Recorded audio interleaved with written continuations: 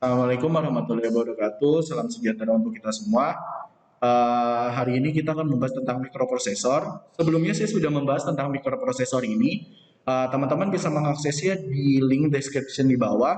Jadi kita akan membahas tentang mikroprosesor lanjutannya. Perkenalkan saya Rahmat Al-Faziri dengan NIM 10918064011. Kita lanjut. Mikroprosesor adalah komponen elektronik yang berfungsi untuk mengolah data secara digital yang diperoleh dari saluran masukannya berdasarkan program yang telah diberikan dan disimpan dalam memori program dan menghasilkan keluaran yang dikirim melalui saluran keluaran. Ada input dan outputnya. Di sini adalah proses ideal dari mikroprosesor. Yang pertama ada input, proses, dan outputnya. Seperti yang tadi dijelaskan, di mana ada data yang diproses lalu nanti ada keluaran lagi.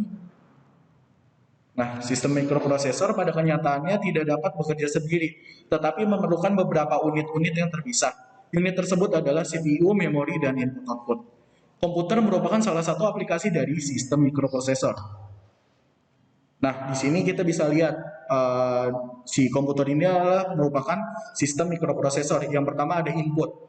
Di sini ada bisa berupa keyboard, scanner, dan ada mouse. Nah, di situ akan dia memberikan masukan ke sistem mikroprosesornya, lalu akan menampilkan outputnya. Contohnya seperti keyboard dan mouse. Kalau misalnya kita gerakan atau kita ketik, dia akan muncul sebagai outputnya melalui monitor, karena monitor sebagai outputnya.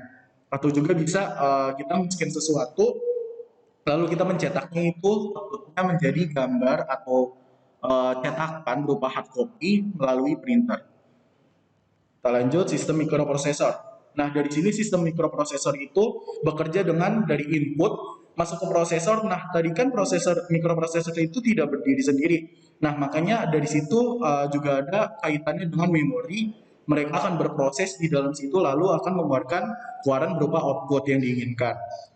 Nah, di sini ada organisasi mikroprosesor, di mana saluran masukan sebagai input akan masuk dan dikelola melalui sistem bus yang dimana akan mengintegrasikan CPU dan memori, lalu akan mengeluarkan output sebagai saluran keluaran. Seperti itu. Kita lanjut CPU dengan mikroprosesor. Kadang ada orang yang berpikir bahwa CPU dan mikroprosesor itu sama, tapi sebenarnya itu cakupannya tidak begitu luas. Nah, di sini kita akan jelaskan. CPU adalah Central Processing Unit, merupakan bagian utama pada komputer. CPU dibangun dengan menggunakan teknologi non-single chip, bukan teknologi mikroelektrik atau LSI. Biasanya dibangun di atas PCB yang terdiri dari beberapa komponen. Dan terdapat beberapa bagian yaitu CU atau Control Unit, Arithmetic Logic Unit atau ALU.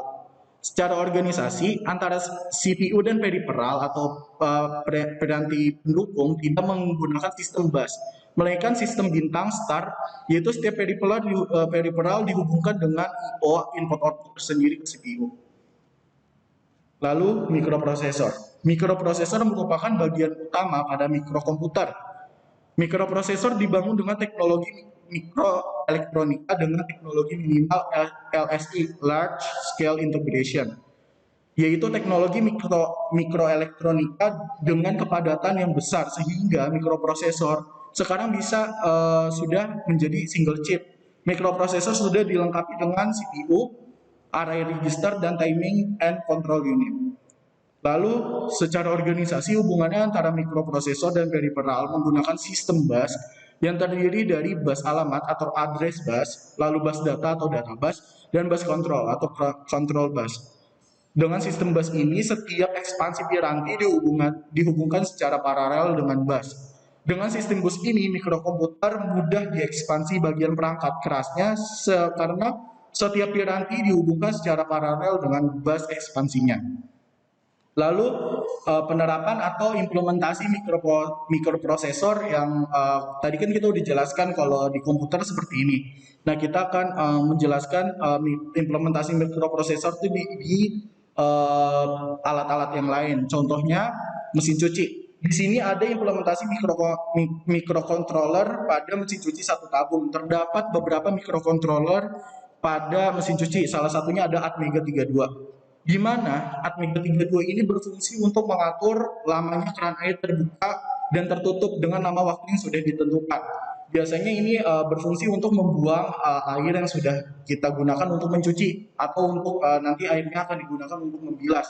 Nah, si Atmega ini dijalankan dengan beberapa dengan timing yang sesuai.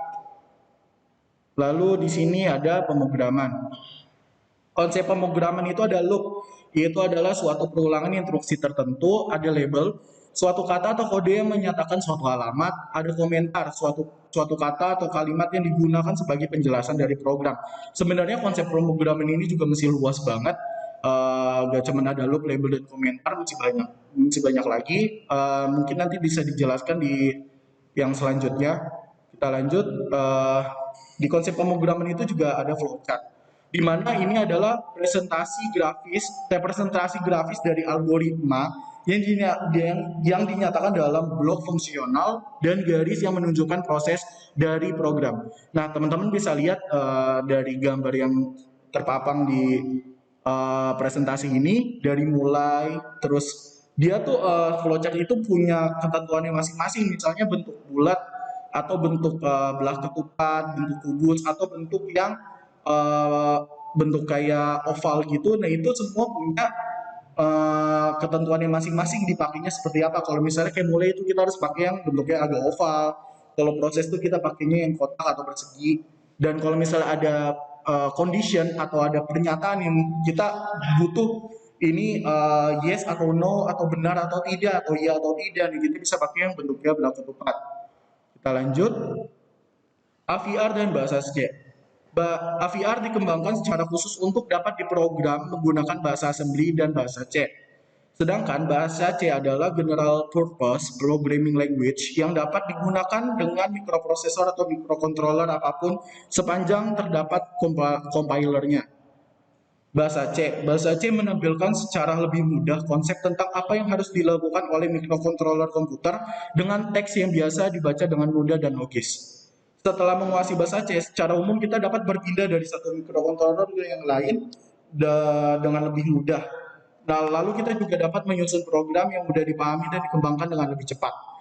Secara umum, menyusun program dalam high level language, basic atau C, lebih mudah dibandingkan menggunakan bahasa assembly. Sekian pembahasan yang saya paparkan. Semoga teman-teman mendapatkan ilmu yang bermanfaat. Kurang lebihnya mohon maaf. Wassalamualaikum warahmatullahi wabarakatuh.